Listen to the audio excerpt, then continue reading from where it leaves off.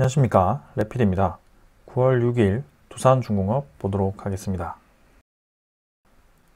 먼저 증시부터 보겠습니다. 코스피 거의 보합이었고요. 코스닥도 마찬가지입니다. 오늘 증시가 아래 위로 엄청나게 흔들면서 진행이 되었고요. 거의 크게 변동성 없이 보합 마무리를 한 것 같습니다. 코스피는 620억 매수를 했고요. 외국인이 코스닥은 외인이 1100억 매도하면서 또 크게 매도를 했지만 그래도 지수는 잘 방어를 한 그런 움직임입니다. 기간은 마찬가지 코스닥은 팔았고요. 코스피는 매수를 했네요. 그래서 오늘 크게 변화 없이 진행이 되었고요. 요즘은 이제 지수 전체가 좀 글로벌 증시 전체가 좀 안정화되어 있는 그런 느낌이 들고 있습니다. 그래서 바닥 라인을 확실히 다지고 나서 어느 정도 상승을 해 있는 상태인데요. 코스피 같은 경우는 아직까지도 고점 라인을 완벽하게 회복하지는 못했습니다. 그래서 일단은 21선 넘고 나서 여기서 이제 자리를 좀 잡았는데요. 21선 반등하는 선에서 다시 한번 위로 올라가는 그런 움직임이 좀 나와야 될 것 같습니다. 그래서 주봉이라든지 월봉 모두 이렇게 양봉으로 진행이 되고 있습니다만 조금 더 시간을 가지고 지켜보는 것이 좋을 것 같네요. 투자자를 보시면 외국인이 지금 5일 연속 매수를 하고 있고요. 계속해서 이제 코스피에 이렇게 자금이 들어오면서 지수를 이렇게 올리는 것 같습니다. 그래서 이전에는 이제 금리 인상 혹은 그리고 테이퍼링에 대한 얘기가 나오면서 증시에서 외국인 자금이 좀 많이 빠져나가는 그런 움직임이었는데요. 지금은 이렇게 5일 연속 들어오면서 또 이제 지수를 방어를 하는 그런 모습이네요. 그리고 그동안 이제 좀 팔고 있던 기관 투자자도 이렇게 매수로 전환을 한 모습이고요. 지금은 분위기 자체가 아주 괜찮다. 자, 그 다음은 코스닥이고요. 코스닥은 완벽하게 V자로 반등을 하고 이제는 고점 부근에서 자리를 좀 잡아서 있네요. 그래서 5일선을 아래로 내려가지 않고 계속 5일선을 태우고 지수가 형성이 되고 있습니다. 그래서 상당히 지금 코스닥은 강하게 움직이고 있고요. 지금 거래량 자체는 이전과 다르게 좀 크게 터지진 않네요. 그래서 이전에는 지수가 좀 크게 올라갈 때는 거래량이 좀 터져준 그런 움직임이 나왔지만 지금은 조금 이제 소강 상태, V자로 오르긴 했습니다만 뭔가 거래량이 터지지 않고 올라가는 그런 조금은 튼튼하지 않은 그런 느낌이고요. 여기에 대해서는 조금 경계를 할 필요가 있다. 그래서 기관도 마찬가지 계속 매도를 하고 있고요. 외국인도 매수를 조금씩 하고 있고 결국에는 전체적으로는 매도를 하고 있습니다. 그래서 최근에 이제 바이오 종목 위주로 좀 많이 올라가거나 뭔가 특정 종목 강세 이런 위주로 지수가 반등을 좀 하고 있다 보니까 특히 이제 그런 종목이 올라갈 때는 기관과 외국인은 잠깐 샀다가 빠져나가는 그런 모습이 강합니다. 그래서 이렇게 지수 전체 수급도 이런 식으로 좀 빠져나가는 모습이고요. 여기에 대해서는 조금은 조심을 해야 되겠다. 그래서 환율을 보시면 환율은 계속 아래에 좀 조정을 받은 채로 유지가 되고 있고요. 이 정도면 크게 움직임이 없습니다. 그래서 이렇게 서서히 상승 추세로 진입을 하고 있는 것 같고요. 저는 저점을 점점 높여가면서 한 단계씩 올라가고 있다라고 보여집니다. 그래서 이렇게 계속 환율이 높아지는 쪽으로 진행이 된다면 이제 미국 증시가 더 강한 움직임을 보일 거고요. 우리나라 증시는 상대적으로 가치가 떨어지기 때문에 외인 투자자 위주로 자금이 빠져나갈 가능성이 높습니다. 그래서 그런 대형주 위주, 외국인 자본률이 높은 그런 대형주 위주로 좀 조정이 나올 가능성이 크고요. 아무래도 아까 얘기했듯이 종목 강세가 나올 가능성이 큽니다. 그런 것은 이제 좀 이제 참고를 하셔서 투자를 하시면 될 것 같고요. 그 다음은 선물 지수. 유럽 증시 포함 미국 증시도 다 이제 플러스고요. 유럽 증시는 1% 가까이 상승하면서 지금 분위기 자체는 아주 좋다라고 보여집니다. 그래서 국채금리도 계속 1.3%대 안정적으로 유지를 하고 있고요. 지금은 큰 변수 없이 진행이 되고 있습니다. 다만 이제 뮤 변이라고 이제 코로나 변이가 새로운 변이가 나왔고요. 특히 이제 이스라엘 같은 경우는 백신 접종률이 상당히 높음에도 불구하고 연일 이제 2만 명대 그런 확진자가 나오기도 하고요. 상당히 이제 코로나 종식에 가까워졌다가도 또 멀어지는 그런 느낌이기 때문에 또 코로나의 변수가 또 어떻게 작용을 할지 거기에 대해서도 좀 지켜보는 게 좋을 것 같습니다. 자, 오늘은 여기까지 하고요. 종목 리뷰 하도록 하겠습니다. 두산중공업 보겠습니다. 100원 올라서 21,850원으로 마무리를 했고요. 시간 외 가격은 뭐 거의 보합으로 마무리를 했네요. 그래서 오늘은 하락으로 출발을 했다가 상승으로 마감을 좀 했고요. 뭐 크게 변동 없이 진행이 되었다라고 보시면 되겠습니다. 그래서 일별로 보시면 최근에 이제 상승하는 날이 확실히 많고요. 두산중공업이 19,500원을 찍고 반등을 하기 시작해서 이제 21,850원까지 이렇게 주가를 형성을 하고 있습니다. 또 거래량이 이제 점진적으로 또 감소를 하는 그런 움직임이고요. 지금 일봉을 먼저 보겠습니다. 일봉으로 보신다면 확실히 이제 추세 자체가 어느 정도 하락을 끝내고 반등을 시작했다라고 판단을 할 수 있을 정도로 꽤 오랫동안 지금 위로 주가를 형성을 좀 하고 있고요. 21선도 이제 옆으로 완곡하게 이제 눕기 시작했습니다. 그래서 이 정도에서 수렴 패턴에서 양봉 하나가 의미 있게 나왔고요. 여기서 이제 또 5일선을 받치는 그런 이제 3일 동안 조정 아닌 조정이 나왔고요. 내일쯤 이제 또 양봉이 나오면서 밀어 올려준다면 60일선 한번 도전을 할 것 같습니다. 그래서 내일도 만약에 밀어붙인다면 확실히 이제 두산중공업은 강하게 상승 추세로 지금 진행이 될 수 있다라고 보여지고요. 이전처럼 상승 추세로 전환을 했을 때 계단식으로 올라가는 그런 움직임이 다시 한번 나올 가능성이 큽니다. 그래서 올라갈 때 보면 이렇게 5일선을 태우면서 주가를 형성하는 그런 움직임이 나왔었고요. 이전에도 뭐 이렇게 여러 번 수렴 패턴을 거치면서 강하게 이렇게 양봉이 나오는 그런 자리까지도 있었습니다. 그래서 결국에는 이런 자리를 서서히 만들어가는 거고요.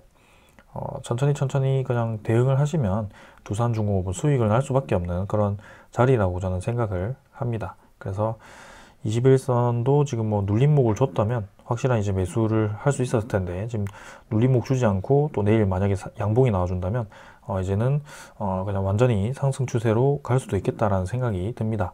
그래서 61선까지도 넘어버린다면 이제는 이런 이전에 형성했던 이 박스권이죠. 박스권 라인을 또 이제 확인을 할 거고요. 자, 제가 이제 그었던 그 라인이 좀 사라졌는데 다시 한번 그어 보면요.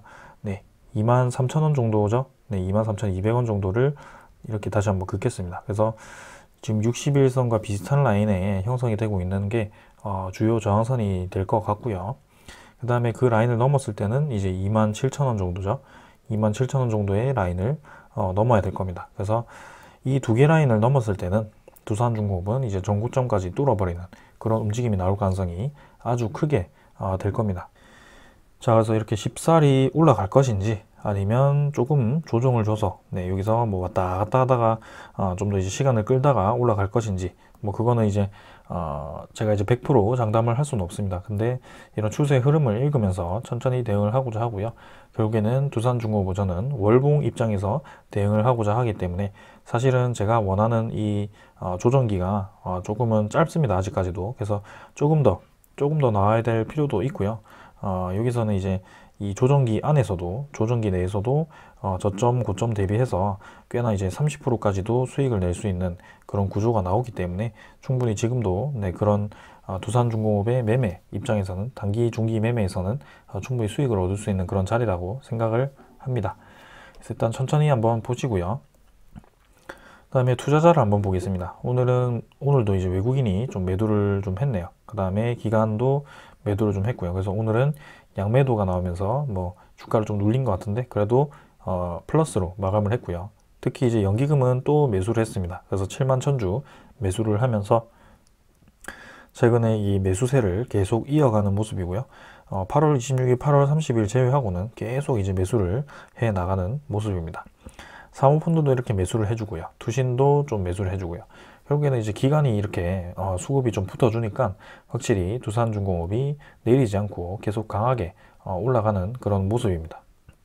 그래서 외국인까지도 좀 붙어주면 좋겠지만 최근에는 외국인 투자자가 뭔가 매수보다는 조금 이제 또 차익 실현을 하면서 뭐 그냥 지켜보는 것 같고요. 기관 투자자가 그래도 매수를 해주면 확실히 두산중공업은 올라갈 가능성이 아주 높습니다. 그래서 보시면 두산중공업의 이 공매도 잔고 보겠습니다. 최근에 이제 좀 감소를 하는 움직임이었는데요. 오늘은 네, 좀 늘었네요. 많이 늘었네요. 오늘은 410만 주까지 공매도 잔고가 늘어났고요. 500만 주에서 이제 300만 주로 감소를 했다가 좀 거의 이제 2주 정도, 네, 300만 주를 유지하라 하다가 또 이렇게 9월 2일자로 공매도 잔고가 확 늘어나는 그런 움직임이 나왔습니다. 그래서 여기에 대해서는 네, 조금 이제 주가가 부정적으로 진행이 될 수도 있다라고 말씀을 드리겠지만, 여기서 계속 늘어나는 건지 아니면 새로운 대차 잔고가 들어오지 않고 대차 잔고가 감소하는 선에서 이 공매도 잔고가 늘어났다가 반짝 늘어났다가 감소를 하는지 거기에 대해서 좀 지켜보는 게 좋을 것 같습니다. 그래서 9월 3일에도 이제 공매도 거래가 좀 많았고요. 오늘 같은 경우는 좀 적었습니다. 그래서 9월 6일 이 잔고가 나올 때까지는 좀 더 지켜봐야 될 것 같고요. 9월 3일자로 보면 네, 내일쯤에는 공매도 잔고가 더 늘어나 있을 가능성도 있다라고 봅니다. 자, 일단은 차트로 기술적으로 좀 보았을 때는 그래도 추세 전환을 차곡차곡 진행을 해서 조금 더 이제 올라갈 수 있는 그런 자리라고 생각을 하는데, 이렇게 또 공매도 잔고가 갑자기 늘어나기 시작한다면 조금 이제 보수적으로 볼 수밖에 없는 상황입니다. 일단은 네, 대차 잔고도 좀 많이 늘어나다가 다시 한번 이제 감소를 시작했고요. 2100만 주까지 감소를 했었고, 오늘 같은 경우는 2120만 주까지 한 10만 주 정도가 상환이 되었습니다. 그래서 증가세가 멈추었다, 뭐 이렇게 볼 수 있고요. 일단은 뭐 전체적인 움직임은 뭐 크게 변화는 없었습니다. 그래서 5천만 주에서 1600만 주까지 감소했다가 2100만 주까지 지금 늘어나 있는 상태지만, 그래도 두산중공업이 확실히 하락세를 끝내고 어느 정도 라인에서 자리를 잡았다는 것이 저는 중요하다라고 생각을 합니다. 그래서 이 정도 뭐 대차 잔고는 괜찮고요. 여기서 더 상환이 되는지 이제 매일매일 한번 체크를 해보겠습니다. 그 다음에 이제 외국인 추적 물량이고요. 224만 주 정도 매도가 나왔고, 당일은 이제 17만 주 정도 매도가 잡혔는데요. 뭐 크게 변화가 없었습니다. 그래서 17만 주 매도에 전일 92만 주, 그래서 이제 며칠 연속 이렇게 매도가 나오고 있고, 외국인 보유율은 9.2% 정도 이렇게 유지를 하고 있습니다. 그래서 보유율 자체가 이제 10%까지 올라갔다가 좀 감소를 해서 아쉽긴 하지만, 일단은 뭐 크게 많이 더 매도를 하지 않고 진행이 되고 있고요. 우리의 주 세력인 연기금을 포함해서 기관 세력들이 다시 한번 두산중공업을 매수를 하고 있다는 점이 저는 긍정적으로 평가를 합니다. 그래서 조금 더 보겠습니다. 두산중공업. 그 다음에는 오늘 소식 하나 보겠습니다. 이건 약간 아주 좋은 소식이라고 말씀드릴 수 있을 것 같고요. 두산중공업 웨스팅하우스발 원전 기대감이 커지고 있다라고 얘기가 나오고 있습니다. 웨스팅하우스가 그 미국의 그거죠, 미국이죠. 네. 그래서 미국의 원전사가 이렇게 본격적으로 나서게 되면서 우리나라 두산중공업도 원전 기대감이 커지고 있다라고 얘기를 하는 것 같고요. 미국의 웨스팅하우스 우크라이나와 원자로 공급 계약을 하면서 원전기기 공급하는 두산중공업이 기대가 된다라고 얘기가 나오고 있고요. 두 번째는 이제 SMR 상용화의 속도 붙은 뉴스케일, 그래서 뉴스케일 파워에 의해서 우크라이나가 또 이렇게 건설 부지 모색하는 MOU 체결까지 했다고 합니다. 그래서 우크라이나가 지금 공격적으로 원자력 발전, 지금 현재와 그 다음에 차세대 원자력을 준비를 하는 모습이고요. 거기에 따라서 미국과 한국의 원자력 협력에 따른 두산중공업의 수혜가 기대가 되는 그런 상황이라고 이렇게 평가를 하는 것 같습니다. 그래서 지금 뭐 기사에는 이렇게 나오고 있죠. 뉴스케일 전략적 파트너사 두산중공업이 SMR로 연 4조 4천억 원의 발주 가능이 점쳐지고 있다, 이렇게 얘기가 나옵니다. 연 4조 4천억이면 지금 실적의 뭐 거의 2배라고 보시면 되겠습니다. 그래서 그러니까 이게 이제 현재 실적 정도죠. 그래서 지금 여기까지 합쳐지면 두산중공업 엄청나게 네, 실적이 증가를 하게 되는 겁니다. 그래서 이전에 두산인프라코아를 떼기 전 네, 그때보다도 더 실적이 높아질 가능성도 있고요. 상당히 지금 네, SMR로만 이렇게 수주가 나온다면 두산중공업이 앞으로 뭐 수소라든지 뭐 풍력이라든지 아니면 기존의 원자력이라든지 그런 걸 추가를 했을 때는 엄청나게 네, 유리한 그 다음에 실적이 증가할 수 있는 상황이라는 거죠.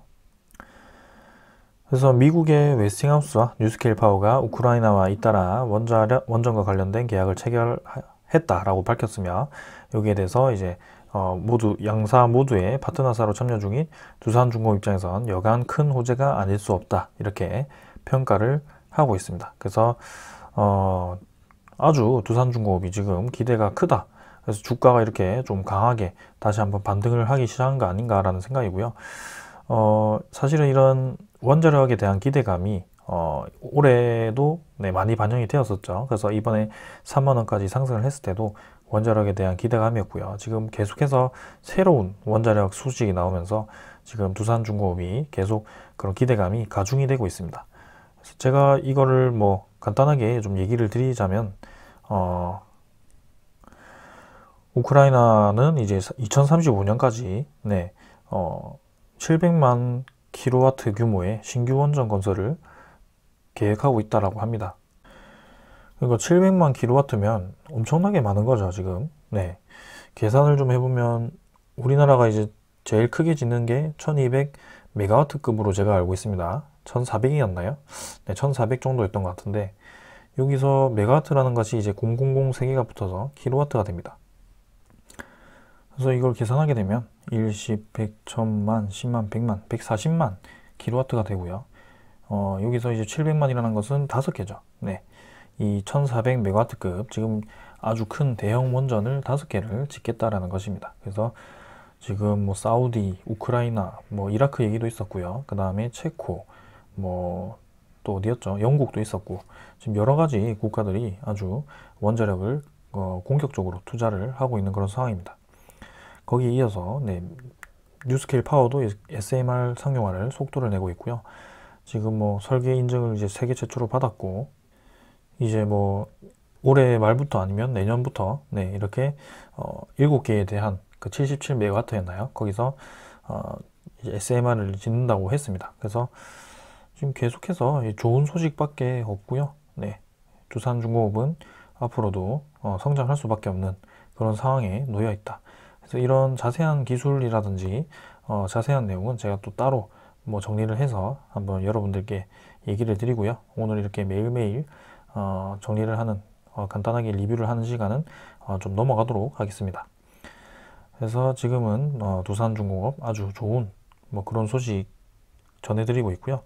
지금 이제 운영 시점은 불확실하지만 사우디, 폴란드 등에서 사업 검토를 하고 있는 원전은 325기에 달한다. 그래서 국내 업계는 한미 원전 동맹이 본격화되면 이 나라들 가운데 성과가 나올 수 있을 것으로 예상이 된다. 325기입니다, 여러분. 그래서 300개 이상의 원전 중에 두산중공업이 과연 몇 개를 수주를 할지, 그래서 지금 웨스팅하우스와 협력을 하는 상태에서 기자재의 그런 강자 두산중공업이 또 얼마나 수주를 할 수 있을지 상당히 많이 기대가 되고요. 여기에 대한 기대감으로 또 주가가 충분히 올라갈 수 있는 그런 상황이라고 생각을 합니다. 그래서 지금 두산중공업 이외에도 다른 원자력 관련 종목들도 있고요. 그 종목도 좀 같이 움직이지 않을까라는 생각을 합니다. 그래서 한번 원자력 테마에 대해서도 제가 다뤄보도록 하겠습니다. 자, 오늘은 두산중공업 여기까지 보고요. 내일 또 좋은 장으로 뵙도록 하겠습니다. 오늘 여기까지 하겠습니다. 감사합니다.